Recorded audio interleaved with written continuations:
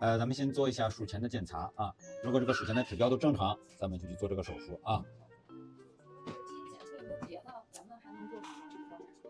咱们医院现在能做的就是一个快速的心脏病的一个贝纳利泰的酶的筛查。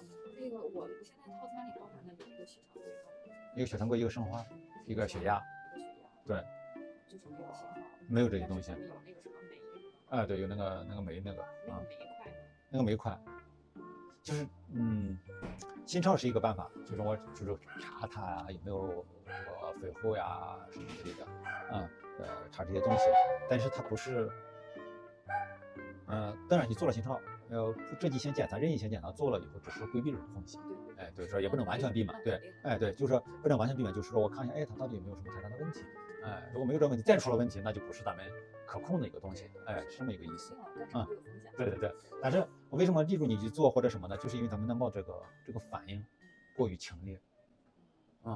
因为它老是这个是一个咱们一定要高度重视。为什么？因为冒它不像狗一样，如果一个狗来了，到我的医院来了，它正常不过了。冒出现这种情况，就是一旦出现了以后，咱们如果比如出了问题没查出了问题的时候，咱们会心里肯定是难受。就像我就是查心超或者是什么，最后真的查出来有心脏病，那以后就不能再做决定了。也不是不能做，就是你做你要承担的风险系数大。比如有这种非活性心肌病，说实话的，就是有的你不做手术，他好好的突然犯病了有的做了手术了，他犯病了。但是这种问题的话，就是说，如果说你有这种问题的话，你那个风险系数就高。